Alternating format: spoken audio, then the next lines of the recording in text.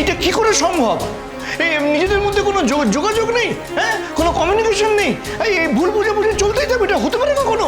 জানো তো মামু, ওর ফোনে না ওর গলাটাও ঠিক লাগলো না। হ্যাঁ, কিছুটা একটা হয়েছে ওইখানে।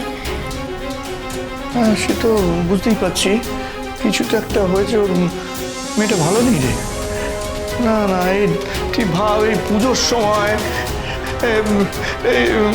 ঠাকুর এরকম হাসি খুশি মেয়েটাকে চোখের জল ফেলাচ্ছে, হ্যাঁ, এটা কি ঠিক হচ্ছে বল দেখি? না, এখানে চুপচাপ বসে থাকলে হবে না। না না না, আমাকে যেতেই হবে। কলকাতা? হ্যাঁ, কলকাতা। এখানে বসে থাকলে হবে নাকি? আমাকে যেতে হবে, ওর কাছে যেতে হবে। শোন, মানে আমাকে যেতে হবে এই কারণে, কোনো যদি অঘটন ঘটে যায়, মানে বড় কিছু ঘটার আগেই না আমাকে ওর কাছে যেতে হবে। কিন্তু মামু, ও যদি না আসতে চায়? আরে কি না আসতে চায়? মানে ও তো গেছে ওখানে ট্রিটমেন্ট করতে, আর সেটা শেষ না করে ও যদি না আসতে চায়? আরে কি বলছিস সব? ওই ট্রিটমেন্ট করতে সেসব আর এখন আছে নাকি? বুঝতে পারছিস না তুই? না না না না, ওসব কথা শুনবো না আমি। আমি কলকাতা যাবো, ওর কাছে যাবো। ও যদি নাও আসতে চায়, আমি জোর করে ওকে আমি নিয়ে আসবো। ওকে ওখানে রাখা যাবে না, ওকে আমি কলকাতা থেকে এখানে নিয়ে আসবো। হ্যাঁ,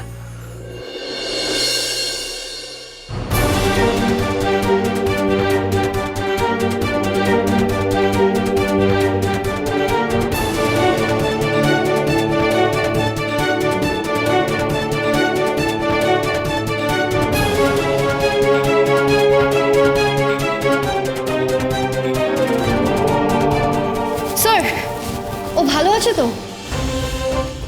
আপনি এখানে কি করছেন? আমি শুধু এটাই জানার জন্য অপেক্ষা করছিলাম ও ঠিক আছে কিনা। স্যার, পেশেন্টের মা বাবা এখানে নেই আর আপনি এখানে রিডিকুলাস ভাবে দাঁড়িয়ে আছেন? আপনার কাজ টাজ নেই? স্যার, আপনার কি অপারেশন করা হয়ে গেছে?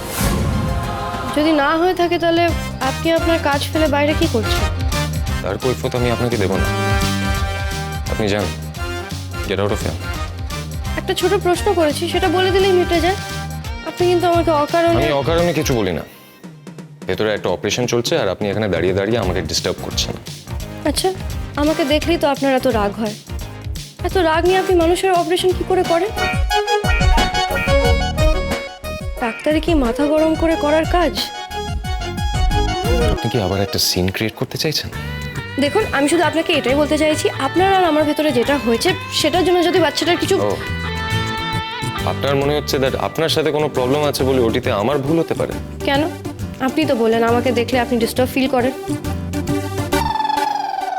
আপনি কিন্তু আমাকে ইনসিস্ট করছেন রিঅ্যাক্ট করতে। স্যার, আপনার কাছে কি অত সময় আছে? সময় যদি থাকতো না তাহলে আমি আপনাকে... স্যার,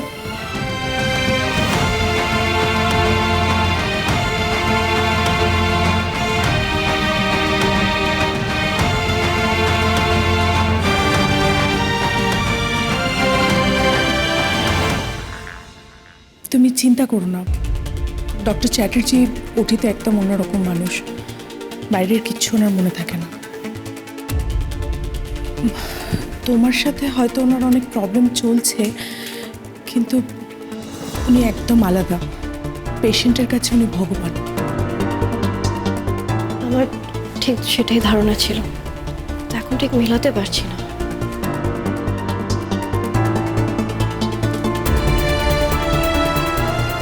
ওনাকে বোঝা কঠিন, তবে আমি যেটুকু বুঝেছি যে উনি এমন একজন ডক্টর যার ভেতরে হাজার কষ্ট থাকলেও উনি পেশেন্টকে সেটা ফিল করতে দেন না। উনি অন্যরকম। যাই হোক, তোমাকে দেখে উনি ভেতরে গেছেন। আমার মনে হয় উনি ইরিটেট হচ্ছেন তোমাকে দেখে, তো তুমি এখানে থেকো। ওকে, চিন্তা করো না, তোমার ছোট্ট বন্ধু একদম ঠিক হয়ে যাবে। Not to worry about it.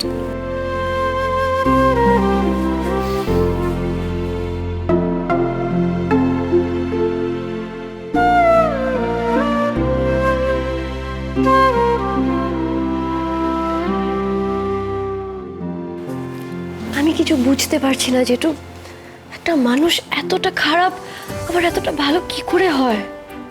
ওনার জায়গায় যদি অন্য কেউ তোমাকে অপমান করতো, ওকে আমি কান ধরে উঠবোস করাতাম, কিন্তু ওনার বেলায় যে আমার কি হয় আমি কিছুতেই বুঝতে পারছি না। যতটা রাগ করা উচিত ততটা কিছুতেই আমি করতে পারছি না। জানি না কিছুতে একটা আমি আটকে যাচ্ছি বারবার। শোন হিয়া, যার উপর তোর এত আস্থা বিশ্বাস, যাকে তুই এত ভক্তি করিস, তাকে তুই এখন সন্দেহ করছিস? না, আমি মানছি যে তোর কিছু হয়তো খারাপ লাগছে।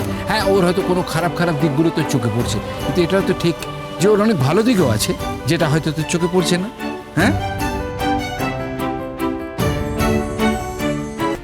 দেখ হিয়া, ও একজন পাশ করা ডাক্তার, কতদিন বিদেশে থেকে এসেছে। হ্যাঁ, তো ও আমাদের এই টোটকা চিকিৎসা ও মানবে কেন? আরে তুই যখন ডাক্তার হবি, তুই কি আর এই জেঠুর ওষুধপত্র ব্যবহার করবি? হ্যাঁ, যেটা আমি আর সব থেকে বড় কথা, যে লোকটা আমাদের থেকে শিক্ষায় বড়, তার উপর তো আমাদের রাগ করা উচিত নয়। আমাদের উচিত তার কাছ থেকে শিক্ষা নেওয়া। আর তাছাড়া আমরা ঠিক না ভুল, আমাদের ওষুধে কাজ হয় কি না হয় সেটা ও জানবে কি করে? হ্যাঁ, তুই তুই তো একটা সুযোগ পেয়েছিস। হ্যাঁ, ওই ডক্টর সমরেশ চ্যাটার্জির চিকিৎসা তুই এমন ভাবে করবি। না না না, শোন, ওর ওপর আমাদের রাগ পুষে রাখা উচিত নয়।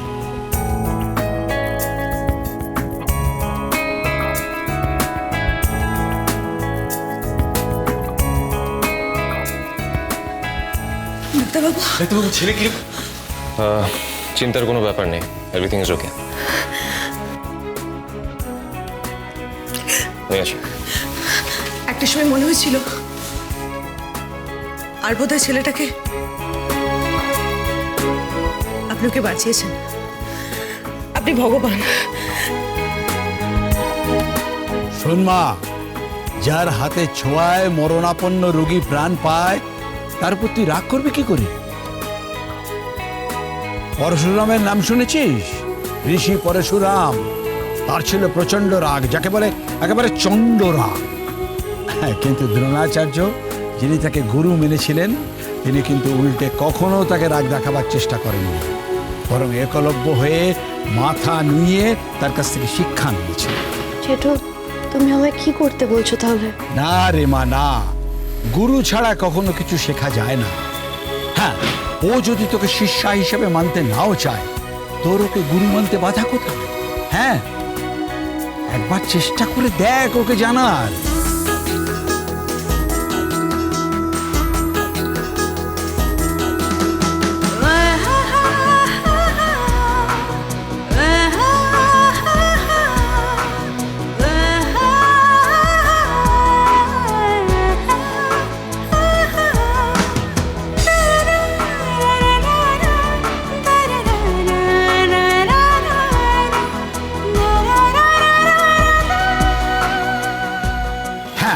তোরা দুটো মানুষ আলাদা, এটা ঠিকই, তোদের শিক্ষা দীক্ষা ভাবনা চিন্তা অনেক কিছু আলাদা, কিন্তু দেখ, তোরা দুজন তো এক জায়গাতেই পৌঁছতে চাস, তোরা মানুষের ভালো করতে চাস, সেবা করতে চাস।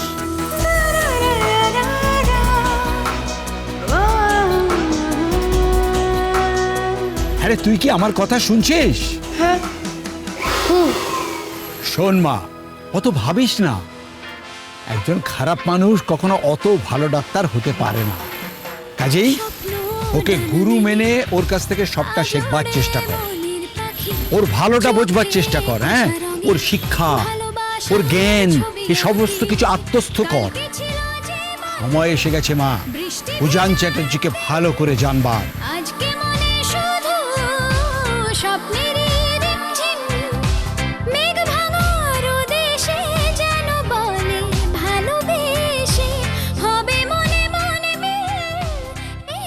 ফার্স্ট টাইম আপনাকে দেখে এতটা রাগ হয়নি, বরঞ্চ খুশি হলো, কারণ শুধুমাত্র আপনি একজন যার মাথা থেকে এই ভগবান ইমেজটা আমি সরাতে পেরেছি। ছোটবেলা থেকেও একদম স্নেহ ভালোবাসা পাইনি, মানে, কিন্তু উজান সত্যি ছেলে হিসাবে খারাপ নয়। মানে? উজান এবারে দত্তক ছেলে। এখানে আকাশ নীল, এখানে আকাশ নীল।